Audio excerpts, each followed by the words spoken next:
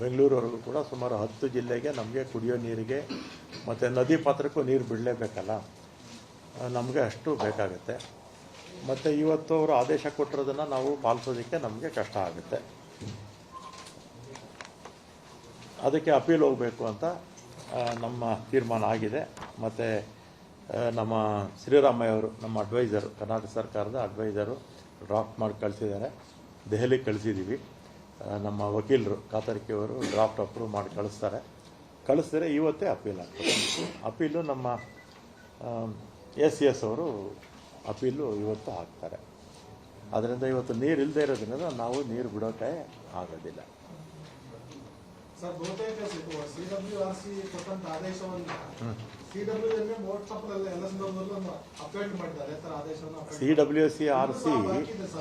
CWRC ಆದೇಶ ಕೊಟ್ಟರೆ ಅಪೀಲು ನಾವು CWMAಗೆ ಹೋಗಬೇಕು, ಮಾನಿಟರಿಂಗ್ ಅಥಾರಿಟಿಗೆ ಹೋಗಬೇಕು. CWMA ಮೇಲೆ ಸುಪ್ರೀಂ ಕೋರ್ಟ್ ಇದೆ. ಈಗ ನಾವು ತಕ್ಷಣಕ್ಕೆ CWMAಗೆ ಹೋಗ್ತಾ ಇದ್ದೀವಿ, ಮಾನಿಟರಿಂಗ್ ಅಥಾರಿಟಿಗೆ ಅಪೀಲ್ ಹಾಕ್ಕೊಳ್ತಾ ಇದ್ದೀವಿ. ಇವತ್ತೇ ಅಪೀಲ್ ಹಾಕ್ತೀವಿ. ಸರ್, CWRC ಮುಂದೆ ನಿಮ್ಮ ವಾದ ಮತ್ತು CWMA ವಾದಕ್ಕೂ ಏನೋ ಡಿಫ್ರೆನ್ಸ್ ಇರುತ್ತೆ? ಏನಿಲ್ಲ ಡಿಫ್ರೆನ್ಸ್. ಈಗ CWRCಗೂ CWMAಗೆ ಏನಾಗುತ್ತೆ, ಮಧ್ಯದಲ್ಲಿ ಮಳೆ ಬಂದರೆ ಸ್ವಲ್ಪ ನೀರು ಜಾಸ್ತಿ ಆಗಿರುತ್ತೆ ಅಷ್ಟೇ, ಇನ್ನೇನು ಇಲ್ಲ. ಮಧ್ಯದಲ್ಲಿ ಮಳೆ ಬಂದರೆ ಸ್ವಲ್ಪ ನೀರು ಪ್ರಮಾಣ ಜಾಸ್ತಿ ಇರುತ್ತೆ. ಆಮೇಲೆ ನಾನು ಇವರು ನೋಡಿದೆ, ಇವರು BJPಯವರು ಅಶೋಕ್ ಅವರು ಹೇಳಿದ್ದಾರೆ ಸರಿಯಾಗಿ ವಾದ ಮಾಡಿಲ್ಲ ಅಂತ. ಶ್ರೀರಾಮಯ್ಯ ಅನ್ನೋರು ಅಡ್ವೈಸರು, ಸುಮಾರು 25 ವರ್ಷದಿಂದ 30 ವರ್ಷದಿಂದ ಅವರೇ ಅಡ್ವೈಸರು. ಅವ್ರ ಸರ್ಕಾರ ಇದ್ದಾಗಲೂ ಅವರೇ ಅಡ್ವೈಸರು, ನಮ್ಮ ಸರ್ಕಾರಗಳಿದ್ದಾಗಲೂ ಅವರೇ ಅಡ್ವೈಸರು. ವಾದ ಚೆನ್ನಾಗಿ ಮಾಡಿದ್ದಾರೆ, ಅದರಲ್ಲೇನು ಎರಡನೇ ಮಾತೇನೂ ಇಲ್ಲ. ಮೋಹನ್ ಕಾತಿರೇಕರು ಅವರು ಅಷ್ಟೇ. ಎಷ್ಟು ವರ್ಷದಿಂದ ಅವರು ಒಂದು 25-30 ವರ್ಷದಿಂದ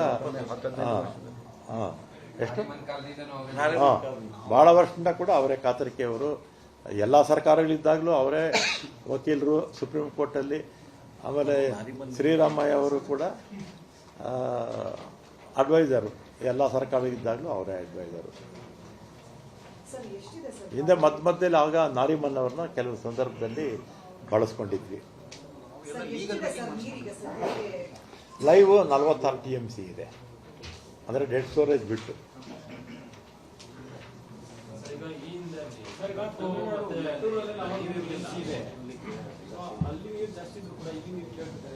ಇದೆ, ಅವ್ರ ಹತ್ರನೂ ಇದೆ. ಆಮೇಲೆ ಈಗ ಏನಾಗುತ್ತೆ, ಅವ್ರ ಹತ್ರ ಮೆಟ್ಟೂರಲ್ಲಿ ಸುಮಾರು 40 TMC ನೀರಿದೆ. ಈಗ ನಮ್ಮ ಬಿಳಿಗುಂಡ್ಲು ಇದೆಯಲ್ಲ, ಬಿಳಿಗುಂಡ್ಲು ಅಥವಾ ಮೇಕೆದಾಟು ಅಂತ ಇಟ್ಕೊಳ್ಳೋಣ, ಅಲ್ಲಿಂದ ಅಲ್ಲಿಗೆ ಪೂರ್ತಿ ಕಾಡೆ ಬರೋದು. ಅಲ್ಲೇನು ವ್ಯವಸಾಯ ಏನು ಮಾಡ್ತಿಲ್ಲ ಮಧ್ಯದಲ್ಲಿ. ಅವ್ರ ಹತ್ರ ನೀರಿದೆ. ಅವ್ರೇನಂದರೆ ನಿಮಗೆ ಇಷ್ಟು ಮಳೆ ಆಗಿದೆಯಲ್ಲ, ಸುಮಾರು 36 TMC ಅಷ್ಟು ನೀರು ಈ ಮಳೆಗಾಲದಲ್ಲಿ ಬಂದಿದೆ, ನಮಗೆ ಬಿಡಿ ಅಂತ ಅವ್ರು ಕ್ಲೈಮ್ ಮಾಡ್ತಾರೆ. ಅದೆಲ್ಲ ಸುಳ್ಳು ಮಾಹಿತಿ. ಆಮೇಲೆ ಇನ್ನೊಂದು, ಈಗ CWRC ಇರ್ಬೋದು, CWMA ಇರ್ಬೋದು, ಅಥವಾ ಬಿಳಿಗುಂಡ್ಲು ಇರ್ಬೋದು, ಇದೆಲ್ಲ ಕೂಡ ಕೇಂದ್ರ ಸರ್ಕಾರ ಮಾನಿಟರ್ ಮಾಡ್ತಾರೆ. ಆಮೇಲೆ ಬಿಳಿಗುಂಡ್ಲಿನಲ್ಲಿ ಆ್ಯಕ್ಚುಲಾಗಿ ಎಷ್ಟು ನೀರು ತಮಿಳ್ನಾಡಿಗೆ ಹೋಗುತ್ತೆ ಅಂತ ಅಲ್ಲಿ ಸಿಗುತ್ತೆ. ಇದೆಲ್ಲ ಕೂಡ ಡೇ ಟು ಡೇ ಅಲ್ಲ, ಪ್ರತಿ ಗಂಟೆಗೂ ಕೂಡ ಕೇಂದ್ರ ಸರ್ಕಾರಕ್ಕೆ ಮಾಹಿತಿ ಹೋಗ್ತಾ ಇರುತ್ತೆ. ಸುಮ್ಮನೆ ರಾಜಕೀಯ ಕಾರಣಗಳಿಗೆ ವಿರೋಧ ಪಕ್ಷದಲ್ಲಿದ್ದಾರೆ, ಅವರು ಆ ರೀತಿ ಮಾಡ್ತಾರೆ. ನಾವು ಇದುವರೆಗೂ ಕೂಡ ಕೊಟ್ಟಿರ್ತಕ್ಕಂಥದ್ದು ಜೂನಲ್ಲಿ 9.8 TMC ಬಿಡಬೇಕಾಗಿತ್ತು. ಆಮೇಲೆ ಜುಲೈಯಲ್ಲಿ 31 TMC ಬಿಡಬೇಕು. ಆಗಸ್ಟ್ಗೆ 45 TMC ಬಿಡಬೇಕಾಗಿತ್ತೆ. ಆದರೆ ನಾವೀಗ ಬಿಟ್ಟಿರ್ತಕ್ಕಂಥದ್ದು 3.55 TMC ಅಷ್ಟೇ. ಜೂನು, ಜುಲೈ ಅಂದರೆ ಇವತ್ತು ಎಷ್ಟು ತಾರೀಕು? ಇವತ್ತು 20. ಇದುವರೆಗೂ ಕೂಡ ಅವ್ರ ಲೆಕ್ಕದ ಪ್ರಕಾರ 9-31 ಎಷ್ಟಾಯಿತು? 40 TMC ಅಲ್ವಾ? 39 TMC ನಾವು ನೀರು ಬಿಡಬೇಕಾಗಿತ್ತು. ಅದು ಸಾಮಾನ್ಯ, ಅಂದರೆ ಜನರಲ್ ಆಗಿ ಚೆನ್ನಾಗಿ ಮಳೆ ಆದರೆ ಅಷ್ಟು ಬಿಡಬೇಕಾಗಿತ್ತು. ಈ ಸಲ ಮಳೆ ಆಗಿಲ್ಲ, ಕೇವಲ 3.5 TMC ಬಿಳಿಗುಂಡ್ಲಿಗಿಂತ ತಮಿಳುನಾಡಿಗೆ ಹೋಗಿದೆ. ಸರ್, ಇಷ್ಟೆಲ್ಲ ವಾದ ಆಗಿದ್ರು ಕೂಡ ಇದನ್ನ ಯಾಕೆ CWRC ಪರಿಗಣಿಸಲಿಲ್ಲ ಅನ್ನೋದೊಂದು. ಮತ್ತೆ ಇದನ್ನ ಮತ್ತೆ ನೀವು CWMAಗೆ ಹೋಗ್ತಿದ್ರ, ನೀವೇನು ಯಥಾವತ್ ಏನಿದೆ ಅದನ್ನೇ ನಾವು ಹೇಳಬೇಕು, ಮಳೆ ಬಂದರೆ ಒಂಚೂರು ಹೇಳ್ತೀವಿ ಅಂತ. ಮತ್ತು ಅದನ್ನು ಯಾವ ರೀತಿ ಪರಿಗಣಿಸೋದಕ್ಕೆ ನೀವು ಇದು ಮಾಡ್ತಾ ಇದ್ದೀರಾ? ಈಗ ನಮ್ಮ ವಾದ ಶ್ರೀರಾಮಯ್ಯ ಅವರು ಚೆನ್ನಾಗೇ ಮಾಡ್ತಾರೆ. ಸುಮಾರು ಒಂದು 25-30% ನಮ್ಮ ರಾಜ್ಯದ ಪರವಾಗಿ, ಅದರಲ್ಲೂ ವಿಶೇಷವಾಗಿ ಕಾವೇರಿ ನೀರಿನ ವಿಚಾರದಲ್ಲಿ ಎಲ್ಲ ಸರ್ಕಾರಗಳು, BJP ಸರ್ಕಾರ, JDS ಸರ್ಕಾರ, ಕಾಂಗ್ರೆಸ್ ಸರ್ಕಾರ ಇದ್ದಾಗಲೇ ಅವರೇ ವಾದ ಮಾಡಿದ್ದಾರೆ. ಈ ಸಲಿನೂ ಕೂಡ ಅವರೇ ವಾದ ಮಾಡಿದ್ದಾರೆ. CWMAಗೆ ನಮ್ಮ ACS ಅವರು ಹೋಗ್ತಾರೆ, ಶ್ರೀರಾಮಯ್ಯವರು ಅಲ್ಲೇ ಇರ್ತಾರೆ. ಅಂದ್ರೆ ಇದು CWRC ಆದೇಶನೇ ಸರಿ ಇಲ್ಲ CWRC ಅಂತ ನಿಮ್ಮ ವಾದನ? ಯಾವುದು? CWRC ಆದೇಶ ಸರಿ ಇಲ್ಲ, ಅವರು ಈ ತಾಂತ್ರಿಕ ಇದನ್ನ ಅಂಶಗಳು. ಈಗ ನಮ್ಮಲ್ಲಿ ಏನಾಗಿದೆ, ಮಳೆ ಇಲ್ಲ. ಒಟ್ಟು 30 ವರ್ಷಗಳಲ್ಲಿ 65.86% ಮಳೆ, ಅಂದರೆ 66% ಮಳೆ ನಮ್ಗೆ ಕಡಿಮೆ ಆಗಿದೆ. ಆಮೇಲೆ ಅಲ್ಲಿ ಕುಡಿಯೋ ನೀರಿಗೆ ಅವ್ರಿಗೇನು ತೊಂದರೆ ಇಲ್ಲ. ಎಲ್ಲಿ ಮೆಟ್ಟೂರು ಡ್ಯಾಮಲ್ಲಿ 40 TMC ಇದೆ. ನಮ್ಮಲ್ಲಿ ಇರ್ತಕ್ಕಂಥದ್ದೇ 4 ಡ್ಯಾಮ್ಸು ಸೇರಿ 46 TMC ಲೈವ್ ಇದೆ. ಅದರಿಂದ ನಮಗೆ ಬೇಕು ಅಂತ ನಾವು ಅದರ ಮೇಲೆ ಕಾವೇರಿ ವಾಟರ್ ಕ್ರೈಸಿಸ್ ಇಂದ ತಮಿಳುನಾಡು ಮತ್ತು ಕರ್ನಾಟಕ ಸಿಎಂ ಎರಡೂ ರಾಜ್ಯಗಳ ಮಾತುಕತೆಗೆ ತೊಡಕಾಗುತ್ತೆ. ಯಾಕಂದ್ರೆ ಅವರೀಗ ಮೇಕೆದಾಟು ವಿಚಾರವಾಗಿ ಪ್ರಧಾನಿಯವರಿಗೆ ಪತ್ರವನ್ನು ಬರೆದಿದ್ದಾರೆ. ಈಗಾಗಲೇ ತಾವು ನೀರು ಬಿಡಬೇಕಂತ ಹೇಳಿದಾಗ ಈಗ ಎರಡೂ ರಾಜ್ಯದ ರೈತರು ಹೋರಾಟವನ್ನು ಆರಂಭಿಸಿದ್ದಾರೆ. ಈಗ ಒಂದು ನಡೆಯುತ್ತೆ ಸರ್. ಮೇಕೆದಾಟು ವಿಚಾರದಲ್ಲಿ 2025ರಲ್ಲಿ ಅವ್ರು ಹಾಕಿದ್ದಂಥ ಮಿಸ್ಲೇನಿಯಸ್ ಅಪ್ಲಿಕೇಶನ್ನು ವಜಾ ಆಗಿದೆ. ಅದ್ರ ಮೇಲೆ IA ಹಾಕ್ಕೊಂಡಿದ್ರು, ಅದು 2026ರಲ್ಲೇ ವಜಾ ಆಗಿದೆ. ಮತ್ತು ಸುಪ್ರೀಂ ಕೋರ್ಟ್ ಮೊನ್ನೆ ಇದರಲ್ಲಿ ಪಾರ್ಲಿಮೆಂಟಲ್ಲೂ ಕೂಡ ಸನ್ಮಾನ್ಯ ಇವರು ರಾಜ್ಯಸಭಾ ಸದಸ್ಯರು ಅನ್ಬುಮಣಿ ರಾಮದಾಸ್ ಅವರು ಪ್ರಶ್ನೆ ಕೇಳಿದಾಗ ಅಕ್ಕಪಕ್ಕದ ರಾಜ್ಯಗಳ ಅನುಮತಿ ಬೇಕಾಗಿಲ್ಲ ಮೇಕೆದಾಟಿಗೆ ಅಂತ ಭಾಳ ಸ್ಪಷ್ಟವಾಗಿ ಹೇಳಿದ್ದಾರೆ. ಅದರಿಂದ ಇದು ನಮಗೆ DPR ನಾವು ಏನೋ ಮೈನರ್ ಚೇಂಜಸ್ ಮಾಡಿ ಕಳಿಸ್ತಾ ಇದ್ದೀವಿ. ಅದಾದಮೇಲೆ ನಮ್ಮ ಫಾರೆಸ್ಟ್ ಲ್ಯಾಂಡ್ ಇದೆಯಲ್ಲ, ಅದಕ್ಕೆ ಆಲ್ಟರ್ನೇಟ್ ನಾವು ಕೊಟ್ಟು ಕ್ಯಾಬಿನೆಟ್ಟಲ್ಲಿ ತೀರ್ಮಾನ ತಗೊಂಡ್ರೆ ಡ್ಯಾಮು ಕಟ್ಟೋದಕ್ಕೆ ಏನು ತೊಂದರೆ ಇಲ್ಲ. ಈ ಕ್ರೈಸಿಸ್ ನಡುವೆ ಮಾತುಕತೆ ಸಾಧ್ಯ. ಅವರು ಏನಕ್ಕೆ ಯಾವ ವಿಚಾರಕ್ಕೆ ಬರ್ತಾ ಇದ್ದಾರೆ ಅಂತ ನಮಗೆ ಸ್ಪಷ್ಟವಾಗಿ ಗೊತ್ತಿಲ್ಲ. ಕಾವೇರಿ ಇರಬಹುದು, ಅದ್ರ ಜೊತೆ ಇನ್ನೂ ಡಿಸ್ಟ್ರೆಸ್ ಫಾರ್ಮುಲಾ ರೋಡ್ ಸಂದರ್ಭದಲ್ಲಿ ಡಿಸ್ಟ್ರೆಸ್ ಫಾರ್ಮುಲಾ ಅಪ್ಲೈ ಮಾಡಬೇಕು ಅಂತಂದ್ರೆ ಅದನ್ನ ಯಾಕೆ ಇದುವರೆಗೆ ನೀವು ಅದನ್ನ ಎಕ್ಸಿಕ್ಯೂಟ್ ಮಾಡಬೇಕು ಅಂತ ನಾವು ಒತ್ತಾಯ ಮಾಡಿಲ್ಲ? ಡಿಸ್ಟ್ರೆಸ್ ಫಾರ್ಮುಲಾ ಮೇಲೇನೆ ಅವ್ರು ಹೇಳಿರೋದು, ಆದ್ರೆ ನಾವು ಬಿಡೋಕ್ಕಾಗಲ್ಲ ಅಂತ. ಈಗ ನಮಗೆ 36 TMC ನಮಗೆ ನೀರು ಬಂದಿದೆ. ಈ ಮಳೆಗಾಲದಲ್ಲಿ 36 TMC ನಮ್ಗೆ ನೀರು ಬಂದಿದೆ ನಮ್ಮ 4 ಡ್ಯಾಮ್ಸ್ಗೆ. ಅದರ ಮೇಲೆ ಅವ್ರು ಆ ರೀತಿ ಮಾಡಿರ್ಬೋದು. ಆದರೂ ಕೂಡ ಅವ್ರು ಏನೇ ಮಾಡಿದರೂ ಕೂಡ ನಮಗೆ ನೀರಿನ ಕೊರತೆ ಇದೆ. ಅವ್ರಿಗೆ ಸಫಿಷಿಯೆಂಟಾಗಿ ನೀರಿದೆ ಮೆಟ್ಟೂರು ಡ್ಯಾಮಲ್ಲಿ. ಕುಡಿಯೋ ನೀರಿಗೆ ಅವ್ರಿಗೇನು ಸಮಸ್ಯೆ ಇಲ್ಲ.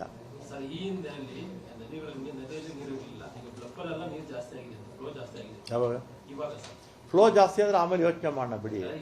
ಈಗ ಮಳೆ ಬಂದು ಈಗ ಈ ಜುಲೈ ಕೊನೆಯಲ್ಲಿ ಮತ್ತು ಆಗಸ್ಟ್ ಫಸ್ಟ್ ವೀಕಲ್ಲಿ ಮಳೆಗಳು ಬರುತ್ತೆ ಅಂತ ನಾವು ನಿರೀಕ್ಷೆ ಮಾಡಿದ್ದೀವಿ. ಮಳೆ ಬಂದರೆ ಯಾವ ಸಮಸ್ಯೆನೂ ಇರಲ್ಲ, ಈ ತಂಟೆ ತಗರಾರು ಇರಲ್ಲ. ಯಾರು ಇಲ್ಲ ಬಿಡೋದಿಲ್ಲ. ಈಗ ನಾವು ಅಪೀಲ್ ಹೋಗ್ತಾ ಇದ್ದೀವಲ್ಲ, ಅಪೀಲ್ MAಗೆ ಹೋಗ್ತೀವಿ, ಮಾನಿಟರಿಂಗ್ ಅಥಾರಿಟಿಗೆ ಅಪೀಲ್ ಹೋಗ್ತಾ ಇದ್ದೀವಿ. ಸರ್, ಇನ್ನೆಷ್ಟು ನೀರು ಕರ್ನಾಟಕಕ್ಕೆ ಉಳಿದಿರುತ್ತೆ ಸರ್? ಅವ್ರಿಗೆ 15 ದಿನ ಹೇಳೋದಷ್ಟು ಬಿಟ್ಟರೆ ಈಗ ಎಷ್ಟು ನೀರು ಉಳಿದಿರುತ್ತೆ ಕರ್ನಾಟಕಕ್ಕೆ? ಅಲ್ಲಿ ಏನಾಗುತ್ತೆ, 3,500 TMC ಇದು ಕ್ಯೂಸೆಕ್ಸ್ ಅಷ್ಟು ಬಿಟ್ಟರೆ ಅದು 200 ಕಿಲೋಮೀಟ್ರು ಹರ್ಕೊಂಡು ಹೋಗ್ಬೇಕು. 200 ಕಿಲೋಮೀಟ್ರ್ ಹರ್ಕೊಂಡು ಹೋಗ್ಬೇಕಾಗಿದ್ರೆ ಕುಮಾರ ನಾಳೆನೇ ಇದೆಯಾ? ಆಯಿತು, ಓಕೆ. ಬರೀ 3,500 ಬಿಟ್ಟರೆ ಆಗಲ್ಲ. ಒಂದು 5,000 TMC ಅಷ್ಟು ಕ್ಯೂಸೆಕ್ಸ್ ಬಿಟ್ಟರೆ ಮಾತ್ರ ಬಿಳುಗುಂಡ್ಲಿಗೆ ರೀಚ್ ಆಗೋದು. ಯಾಕಂದರೆ ಮಧ್ಯಲೆಲ್ಲ ಇದೆಲ್ಲ ಇರುತ್ತಲ್ಲ.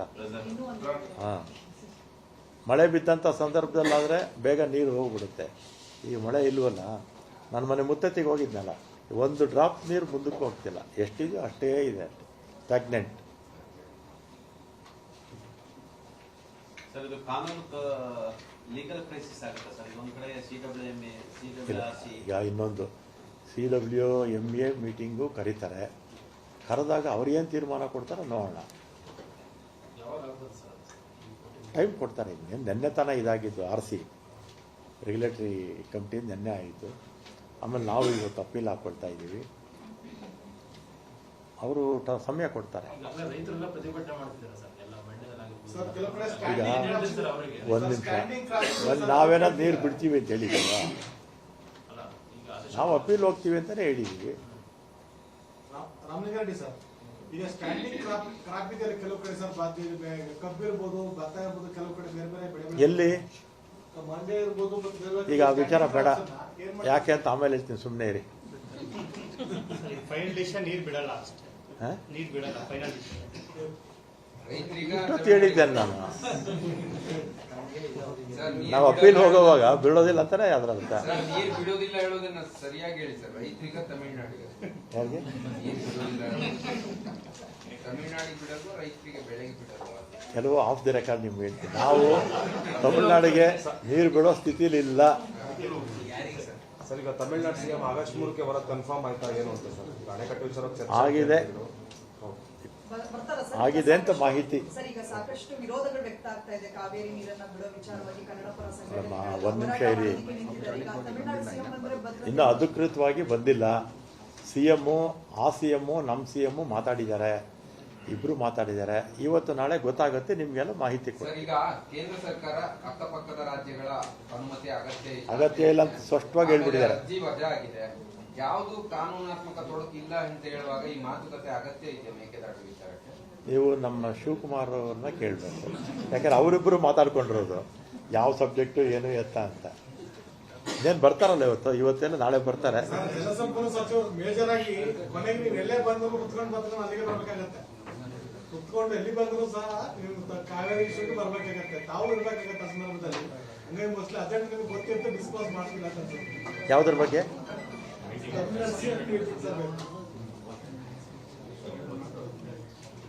ಏನಾದ್ರು ಇದೆಯಾ? ಈಗ ರಾಜಕೀಯ ಸ್ವರೂಪ ಪಡ್ಕೊಂಡಿದೆ. ಬಿಜೆಪಿ ಅವರು ಕೂಡ ಈ ತಿಂಗಳು 31ಕ್ಕೆ ಅಲ್ಲಿ ಮಂಡ್ಯದೊಳಗೆ ಪ್ರತಿಭಟನೆ ಮಾಡ್ತಾ ಇದ್ದಾರೆ. ಆಮೇಲೆ ಬಿಜೆಪಿಯವರು ಅಥವಾ ಇನ್ಯಾರಾದರೂ ಕೂಡ ನಾವೇನಾದರೂ ನೀರು ಬಿಡ್ತೀವಿ ಅಂತ ಹೇಳಿದರೆ ಅವ್ರು ಪ್ರತಿಭಟನೆ ಮಾಡಬೇಕಪ್ಪ. ನಾವೇನು ಬಿಡ್ತೀವಿ ಅಂತ ಹೇಳಿಲ್ವಲ್ಲ. ನಾವು ಅಪೀಲ್ ಹೋಗ್ತಾ ಇದ್ದೀವಿ ಅಂತ ಹೇಳ್ತಾ ಇದ್ದೀವಿ, ಮೇಲ್ಮನವಿ ಸಲ್ಲಿಸ್ತಾ ಇದ್ದೀವಿ ಅಂತ ಹೇಳ್ತಾ ಇದ್ದೀವಿ. ಯಾಕೆ ಪ್ರತಿಭಟನೆ ಮಾಡ್ತಾರೆ? ಅಲ್ಲ, ಈ ರೈತರ ಪ್ರತಿಭಟನೆ ಎಲ್ಲ ಒಂದ್ ಕಡೆ CWMA ಮುಂದೆ ನಾವು ವಾದ ಮಾಡೋದಕ್ಕೆ ಪೂರಕ ಅನ್ಸಲ್ಲ ಸರ್? ಈಗ ಈ CWMA, CWRC, ಈ 30 ವರ್ಷದಿಂದಲೂ ಕೂಡ ಯಾರು ವಾದ ಮಾಡ್ತಾ ಇದ್ದಾರೆ ಅವರೇ ಇವತ್ತು ಮಾಡ್ತಾ ಇರೋದು. BJP-ಅವ್ರಿಗೂ ಅವರೇ ವಾದ ಮಾಡ್ತಾ ಇದ್ರು. ಅವ್ರ ಸರ್ಕಾರ ಇದ್ದಾಗ, ನಮ್ಮ ಸರ್ಕಾರ ಇದ್ದಾಗಲೂ ಅವರೇ ವಾದ ಮಾಡ್ತಾರೆ. ACSಗಳು ಬದಲಾವಣೆ ಆಗಿರ್ಬೋದು ಅಷ್ಟೇ. ಅವರು ವಿಪಕ್ಷದಲ್ಲಿದ್ದಾರಲ್ಲ, ಆ ರೀತಿ ಮಾತಾಡ್ತಾರೆ. ಸರ್, ಕುಡಿಯೋ ನೀರಿಗೆ ಪ್ರಾತಿನಿಧ್ಯ ಕೊಡಬೇಕು ಅಂತ ಹೇಳಿ ಸಾಕಷ್ಟು ಸರಿ ಹೇಳಿದ್ದಾರೆ. ಆದ್ರೂ ಕೂಡ ಯಾಕೆ ಸರ್ ತಮಿಳುನಾಡು ಪರವಾಗಿ ಪ್ರತಿ ಬಾರಿ ನಿಲ್ಲುತ್ತೆ? ನೀವು ಹೇಳಿದ್ದನ್ನ ನಾವು ಮಾನಿಟರಿಂಗ್ ಅಥಾರಿಟಿಗೆ ಹೇಳ್ತೀವಿ. ಸರ್, ಇತಿಹಾಸದಲ್ಲಿ ರಾಮಲಿಂಗಾರೆಡ್ಡಿ ಸರ್, ನಮ್ಮ ರಾಜ್ಯದಲ್ಲಿ ಕುಡಿಯಕ್ಕೆ ನೀರು ಬಿಡ್ಲಿ, ಅವ್ರು ಮತ್ತೆ ಕೋರ್ಟ್ ಹೋಗ್ತೀವಿ ಅಂತ ನೀರು ಬಿಟ್ಬಿಟ್ಟೆ ನೀವು ಅರ್ಜಿ ಹಾಕೊಂಡಿರ್ತೀರಾ. ಎಲ್ಲಿ? ನೀರು ಬಿಟ್ಟೇ ಬಿಟ್ಟಿರ್ತೀರಾ. ಎಲ್ಲಿ? ಒಂದ್ ವೇಳೆ ಅವ್ರು ಕೋರ್ಟ್ಗೆಲ್ಲ ಹೋದ್ರೆ ಅವ್ರು ಏನು ಅರ್ಜಿ ಹಾಕೋಕ್ ಮೊದಲು ನೀರು ಬಿಟ್ಟಿರ್ತೀರಾ. ಈಗ ಯಾರಿಗೂ ಸಬ್ಸಿಡಿ ಕೊಡೋದಾಗೇನೆ ಒಂದು ನಿಮಿಷ, ಆ ರೀತಿ ಇನ್ನೊಂದು ಆ ರೀತಿ ಎಲ್ಲ ಮಾಡೋಕ್ಕಾಗೋದಿಲ್ಲ. ಸರ್ CWMA ಕೊಟ್ಟ ಆರ್ಡರ್ಗಳು ಹೆಂಗಿದೆ? ನೀವು ಮೊದಲು ನೀರು ಬಿಟ್ಬಿಟ್ಟು ಬನ್ನಿ ಅಂತ ಹೇಳಿದೆ. ಈಗ ಅವರು ನಾವು ಊಹೆ ಮಾಡಿಕೊಂಡು ನಾನು ಹೇಗೆ ಮಾತಾಡೋಕ್ಕಾಗತ್ತಾ? ಊಹೆ ಮಾಡಿಕೊಂಡು ನಾನೀಗ ಮಾತಾಡೋಕ್ಕೆ ಹೋಗೋದಿಲ್ಲ. ಸರ್, ಹಿಂದೆ ಆಗಿರೋದೆಲ್ಲವೂ ಆಮೇಲೆ ಈಗ ನಾನು ಮಾತಾಡ್ತಿರೋದನ್ನ ಒಂದು ನಿಮಿಷ ರಾಜಪ್ಪ, ಈಗ ನಾನು ಏನು ಮಾತಾಡ್ತಾ ಇದ್ದೀನಿ ಅಂದ್ರೆ ಎಲ್ಲರೂ ಅಬ್ಸರ್ವ್ ಮಾಡ್ತಾ ಇರ್ತಾರೆ. ಅದರಿಂದ ನಾವು ಅಪೀಲ್ ಹೋಗ್ತಾ ಇದ್ದೀವಿ. ಈಗ ನಾವು ನೀರು ಬಿಡೋಲ್ಲ, ಅಪೀಲ್ ಹೋಗ್ತಾ ಇದ್ದೀವಿ. ಮುಂದಕ್ಕೆ ಆಮೇಲೆ ಮಾತಾಡೋಣ. ನಿಮ್ಮ ಪರಿಸ್ಥಿತಿ ಮೆಸೇಜ್ ಕೊಡ್ಬೇಕಲ್ಲ ಸರ್ ನೀವು? ಎಲ್ಲರಿಗೂ ಧನ್ಯವಾದ. ನೀವು ಸಣ್ಣ ಆಗ್ಬೇಕಲ್ವಾ? ಅದು ಒಂದು ಉತ್ತಮ ಆಹಾರದಿಂದ ಸಣ್ಣ ಆಗ್ಬೇಕಲ್ವಾ? ಪ್ರತಿದಿನ ನಮ್ಮ ಜೀನಿ ಸ್ಲಿಮ್ ನ ಯೂಸ್ ಮಾಡಿ ಯಾವುದೇ ಸೈಡ್ ಎಫೆಕ್ಟ್ ಇಲ್ದಂಗೆ ನೀವು ಸಣ್ಣ ಆಗ್ತೀರಾ.